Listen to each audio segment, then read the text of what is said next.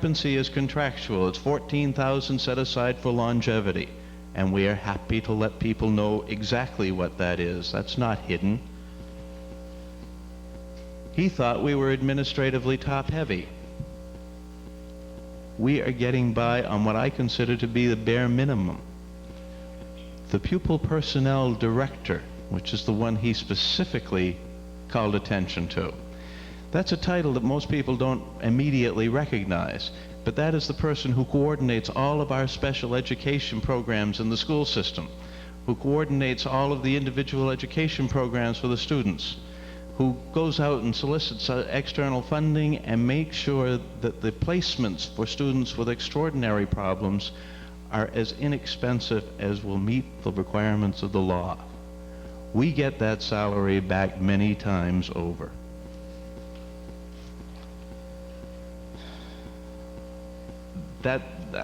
If there were other things on his list besides the $70,000 that the Finance Committee had picked off on negotiations, I missed them. I'm sorry. It would have been nice to have had time to prepare this response properly. Thank you. Mr. Thompson, please state your name and address, sir.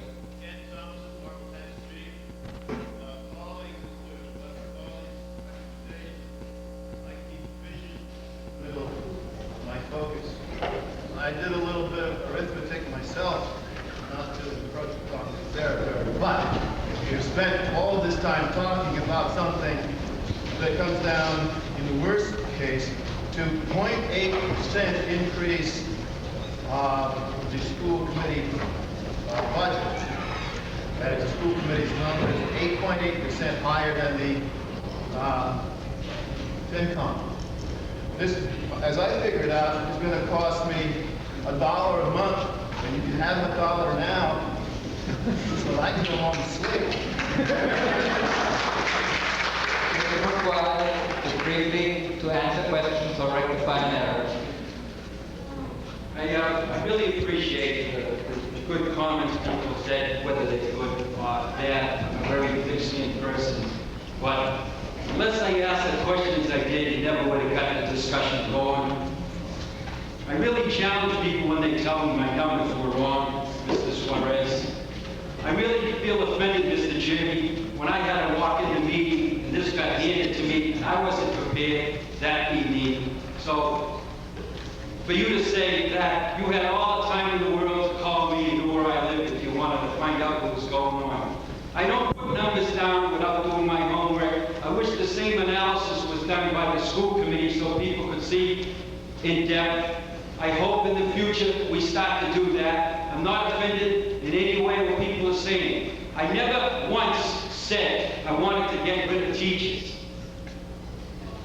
I said, look at these other things in the overhead. Our priorities, from my perspective, are wrong. We ought to be helping the teachers, getting things down there. We've got to streamline the system. Now, you may say, I don't know what he's drinking, but if these reforms go through, what's going to come, they're going to force you to do your job that you're supposed to be doing now. We can't afford to run the system the way we're running it. Face realities. Mrs. Patton.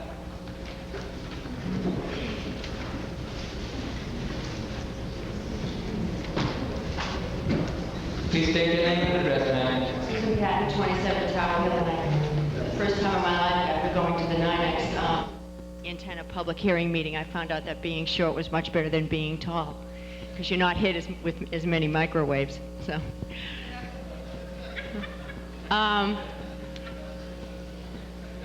yeah, I don't know if that was in the paper, but it was at the public hearing. Mr. Pasquale, I did have the privilege of working with him in the library move, and he was very helpful, and I want to thank him because I think he really is dedicated.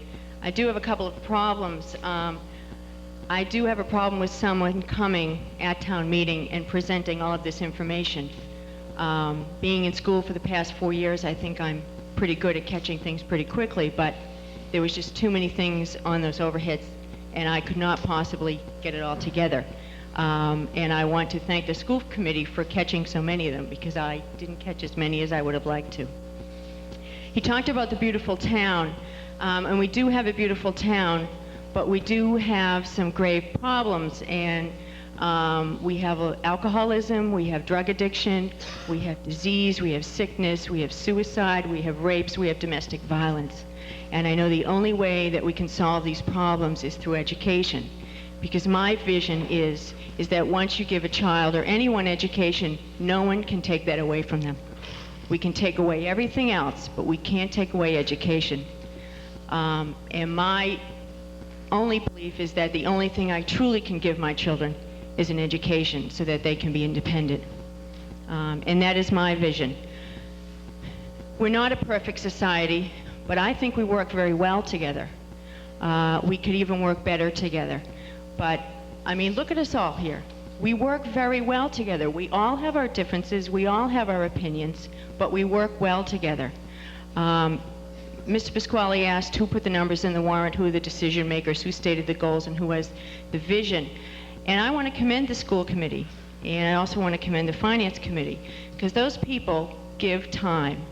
They think through the process, they give of their own free will. I mean, I would not run for school committee because I would not want to put in the hours those people do voluntarily.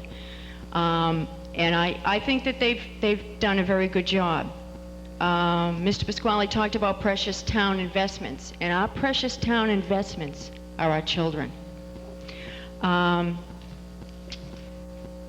I think we have a lot of open communication. I've never run into a problem trying to get information. Sometimes I have to go back 2 and 3 times, but you can get information. There is a lot of information. And I also am good with numbers, very good in numbers.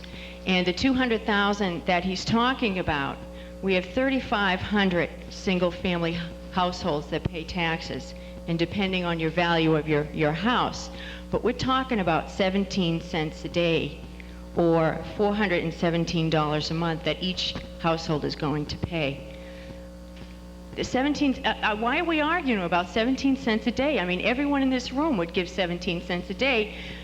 Singularly, collectively, we can get teachers. And that's what we're talking about. If you divide 3,500 into what they're asking for, because that's 17 cents a day. I think we should keep it in. I think that we need to do a lot of change. I think we need to do a lot of change in all of government. I think some of Mr. Pasquale's objections need to go to the state level. When he talks about contract negotiations, I feel very badly for the school committee because their hands are really tied and they're coming against a very, very strong union. And I mean, they're lucky to get what they get. It's a very strong union, the Massachusetts Teachers Association. I don't have anything against them, but they're doing the best they can. Sure, we'd like to, get everything for nothing, but that's not how it works.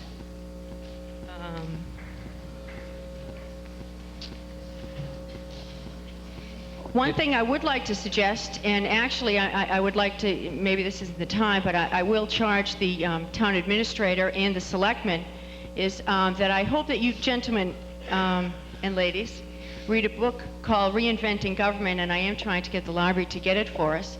But, and I'm not good with names, and I have forgotten the author, but it's Reinventing Government, and he talks about doing incentives for people to save money.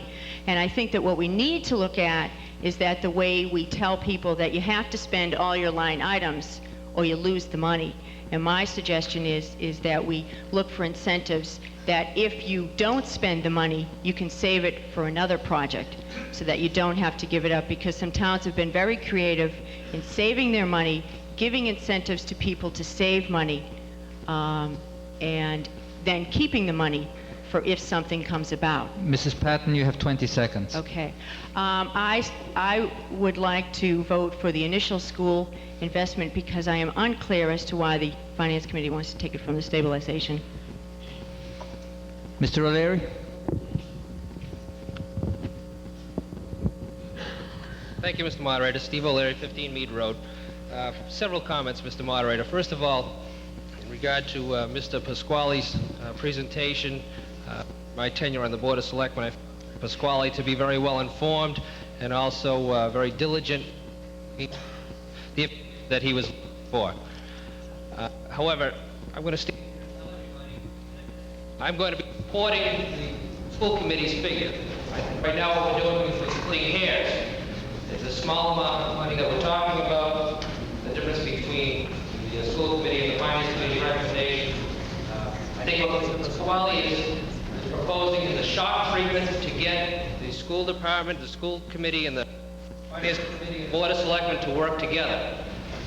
I know that in the past efforts have been made to try and meld our interest and blend our focus into one area of the community as a whole. We have not been wholly successful as of yet. I would hope that those attempts would be continued and that these boards would finally sit down. Could you stand a little closer to the microphone, Mr. O'Day? I think the microphone up myself. But, I would hope that these boards would, again, continue to try and work together and share the information amongst each other ahead of time and in budgeting, so that what we have is a town budget instead of an us versus them situation.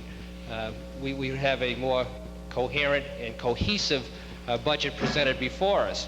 And as I said before, I think Mr. Pasquale's is a shock treatment to try and get them to think a little bit differently. He had some very good ideas as far as consolidation and maybe sharing responsibilities that should be looked at and we should be doing, and could very well save some money. But I think to go and implement that right now would probably have an adverse effect in the classroom, and I don't think that would be wise at this time.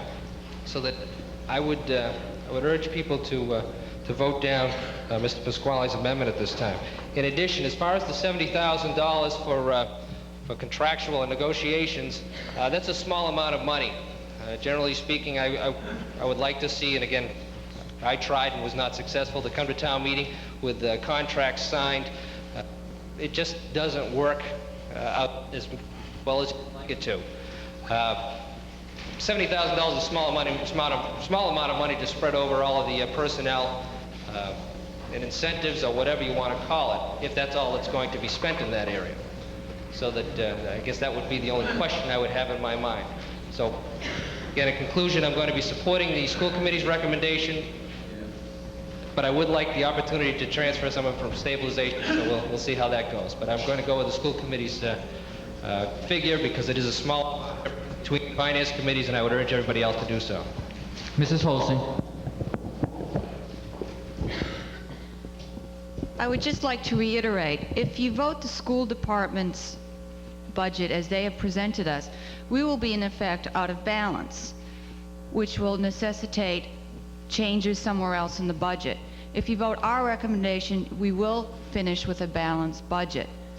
So that $129,000 from stabilization is necessary for us to leave here with a balanced budget.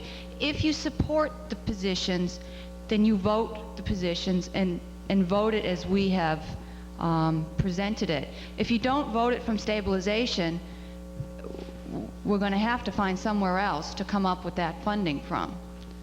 So just keep that in mind when you vote, that $129,000 must come from stabilization to balance the entire town's budget. Mr. Brady.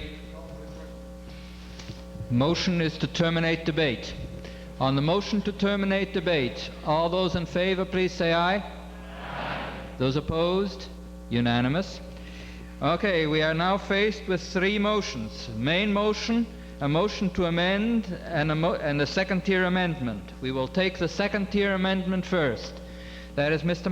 Pasquale's motion, which is to change the North Reading Public School proposed fiscal 93 budget from $8,450,279 to $8,220,279.